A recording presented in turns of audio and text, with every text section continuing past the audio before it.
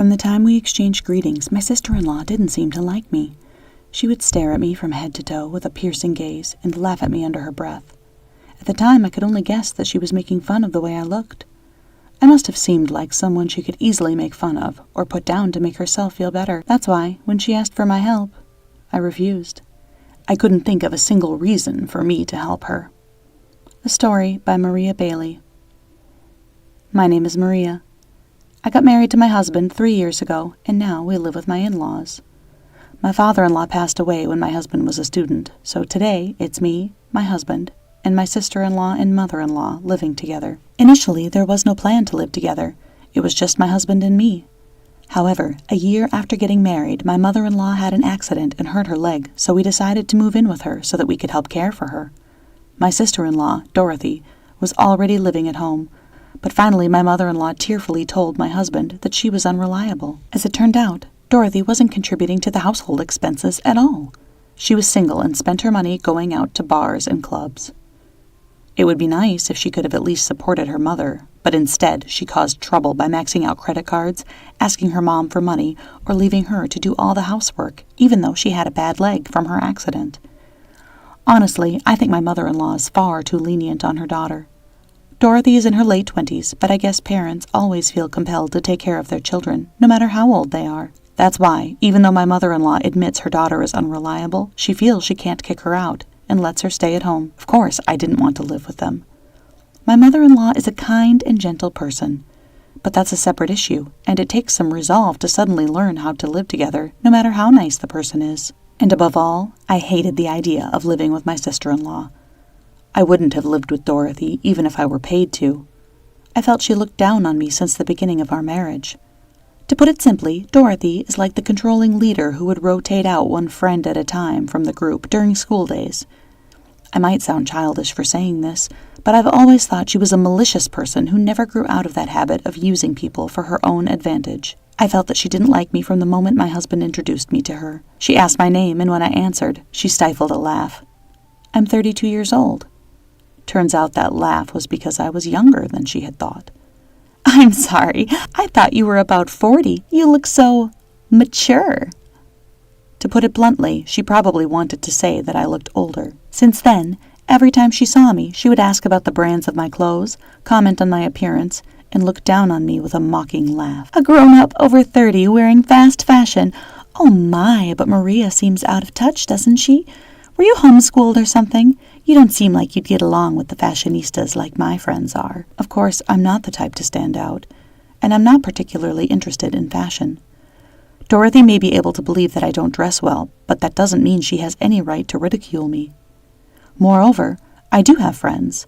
Not many, but they're there. I feel sorry for the people who say they like me when I'm being ridiculed so much. I knew we didn't get along immediately, but it has only seemed to get worse. If she's going to have this attitude, I decided that I just need to avoid her as much as possible. With that in mind, I decided to ignore her without arguing or pointing out her faults in return. All of a sudden, my mother-in-law needed help, and the discussion of living together came up. I told my husband that I absolutely didn't want to live with Dorothy, but then my mother-in-law called and asked if I would reconsider. My mother-in-law was 62 at the time, and apparently had plans to move into a senior living facility with support services when she turned 65 in 3 more years. She asked if we could please share a home until then. Faced with such a desperate plea, I couldn't find the words to refuse. Limited-term cohabitation. It was a big ask, but it was only for a fixed amount of time. That was my motivation for deciding to live together. So that's the backstory, and now my husband and I are living with his mother and sister. It's already been 2 years, so there's only about 1 year left. My mother-in-law is keeping her promise and is actively looking for supportive housing facilities so the cohabitation won't drag on indefinitely. I feel a little guilty, as if I'm driving her out, but my mother-in-law, sensing my feelings, reassures me that this was her intention from the beginning. She probably wanted to take her time sorting out the house during these 3 years. In retrospect, I feel a little guilty for not agreeing to live together from the start. Of course, the idea of living with my sister-in-law was truly unpleasant, so I needed time to brace myself, and living with her has been difficult. Even now, I struggle with the day-to-day interactions of sharing a home with her. When we first started living together, she was particularly harsh on me, complaining about the food I cooked and constantly criticizing my cleaning. My mother-in-law and husband would scold her for complaining, but she seemed completely unfazed. It feels like she doesn't think of me as her brother's wife. but more like a slave or a maid. For about a week I was blamed for the way I washed her clothes. "You shrank my clothes because of the detergent you chose. They're all misshapen and unwearable now. You've been married for 3 years and you still can't handle housework. You are essentially useless." I wanted to tell her that it wasn't my fault the clothes shrank. It was actually because my sister-in-law had gained weight. However, I didn't want to comment on someone's appearance. I know how hurtful those comments can be. I said I'd be more careful next time and tried to end the conversation. But my sister-in-law is not the type to forgive and forget any mistake made against her. When my mother-in-law's acquaintance visited our home, Dorothy laughed as she talked about how terrible I was at housework. Of course my mother-in-law defended me, but Dorothy insisted there was no need and kept talking as if I were a completely useless home appliance, not a human being or her relative. Sometimes I'd argue back, but mostly I'd just nod and let her talk wash over me. I didn't want to stoop to her level, and I knew that arguing with her would be a waste of breath. I told my mother-in-law and husband that after we stop living together this year, I don't want to have anything to do with Dorothy, and both of them agreed. It might be a bit spiteful, but I think Dorothy will struggle when my mother-in-law moves into a senior living facility. She's been living at home and spending her salary however she wants. I don't think someone like that can suddenly live on her own responsibly. We won't help her once we stop living together. That's my little revenge. But sometimes it seems like even God is on my sister-in-law's side. She told me that her boyfriend had proposed to her. "My boyfriend's tall, and he's handsome. He's so kind. He has a great job at a huge company, so I'm basically marrying into money. I'm so glad I put effort into my looks and fashion. I wouldn't want a miserable life like someone I know, living with in-laws after marriage." She chuckled while looking at me, making it obvious she was talking about me. Dorothy stood before me, smirking, and said, "I bet you thought I wouldn't be able to live on my own without my mom. Too bad for you, old lady." I couldn't help but blush a little because she hit the nail on the head with what I was thinking about her. At the same time, I felt a strong wave of frustration. "Congratulations on your engagement. But married life is tough, you know." She might complain about me not being able to do housework, but the one who really can't do anything is Dorothy. It was the best comeback I could muster, but she just looked triumphant. "Are you trying to act tough because I won't be around? My fiancé is rich and will hire a professional housekeeper, not someone useless like you." I was utterly defeated. I swore I would never see Dorothy again once we stopped living together. I swallowed my pride and decided to avoid her as much as possible at home for the remaining time we had as housemates. A month after Dorothy's announcement, her fiancé came to visit. I thought anyone who would choose her must not be a good person. I even had such a terrible thought. I had been warned by Dorothy not to introduce myself to her fiancé. "I don't consider you family. Once you've served tea, just go away. I'm not inviting you to the wedding anyway." I felt relieved when I heard those words. I just wanted to cut ties with her as soon as possible. When her fiancé arrived, I reluctantly served tea as instructed. Knowing this might be the first and last time we'd meet, I stole a quick glance at Dorothy's fiancé's face. As I did so, our eyes met. And it was inevitable. "You are—" As her fiancé began to speak, Dorothy interrupted, saying it wasn't a big deal. "She's our housekeeper, so you don't have to worry, Steve. I told you before, right, that I have a useless sister-in-law who can't do anything. It's a loss just to get involved with her, so you can ignore her." Upon hearing those words, I bowed my head slightly to her fiancé and left the room, feeling embarrassed. Then Dorothy's fiancé called me by my name. "Maria, you were a senior consultant at the firm, right? I can't believe you're married to Dorothy's brother." Steve stared at me in disbelief.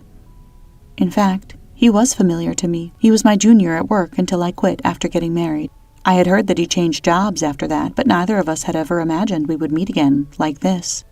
"Dorothy, I've heard a lot about your sister-in-law before, but I never knew it was Maria. I thought she must be a terrible person because you've only said bad things about her. But we used to work together. I know who she is." Dorothy didn't seem to understand why Steve was angry. I wondered just how badly my character had been misrepresented, and I felt a little anxious. "You two knew each other?" At Dorothy's bitter smile and question, Steve desperately explained how we had worked closely together. I had helped him at work before and even lent him money when his mother was sick and needed money for surgery. It felt only natural for me to help him as his senior at work, and I had lent him money because he was in real trouble. At that time, my grandfather had just passed away and left me some inheritance, so I was easily in a position to be able to help him. I felt there was no need for Steve to feel so indebted to me, but when I took a moment to think about it and put myself in his shoes, I realized that the money must have been a real lifesaver. Maria was a true friend to me, and yet you treat her like a housekeeper? I knew you could be harsh with your words, but I can't stand someone who treats people like this. I clearly need to rethink this. Our engagement is off. With a cold, incredulous gaze, Steve told Dorothy he was breaking off their engagement and tried to leave his seat. Desperate to stop him, Dorothy grabbed his jacket as he got up from the sofa. "No, it's not like that. This is just how Maria and I communicate. We joke around a lot. Right, Maria?" Dorothy looked to me for help in a panic, but I could only shake my head. "Sorry, I can't lie." Upon hearing this, Dorothy broke down crying on the spot. "Why are you ruining my marriage? It's your fault the engagement is off," she yelled and raised her hand to strike me, but my husband rushed in at that moment to intervene and held her back from hitting me. Still lashing out at me, Dorothy was slapped by my mother-in-law. "It's not Maria's fault. It's yours. You've been harassing her and causing trouble all this time. I won't tolerate it anymore. It's your own fault the engagement is off. You need to take accountability for your actions. You will leave the house by end of the month." This was the moment my mother-in-law finally snapped and moved to cut ties with her own daughter. "Mom, you're on Maria's side, too?" With a face of disbelief, Dorothy tearfully stared at her mother. "You are not a child anymore. Take care of yourself." Mother-in-law said this, bowed her head to Steve, and returned to her bedroom.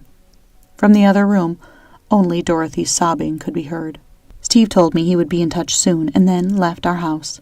My husband and I exchanged glances and sighed together. Maybe it's time for us to start looking for a new home. My husband nodded at my words, and from then on we decided to move on with our lives as if Dorothy didn't exist. 3 months have passed since then, and my mother-in-law has moved to a senior housing facility. We also moved to a place as close as possible to my mother-in-law, and we are in the process of selling the family home.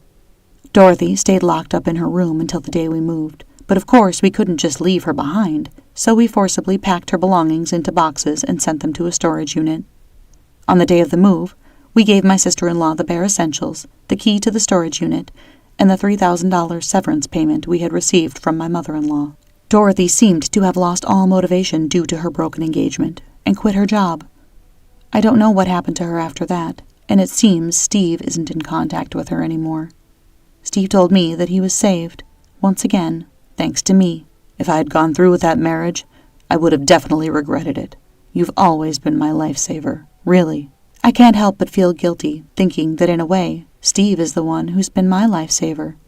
I also wished for my sister-in-law to struggle in the end. But maybe if you do good deeds, you'll be rewarded like this.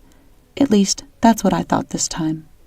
My sister-in-law treated me like a slave and constantly harassed me, which is probably why it ended like this.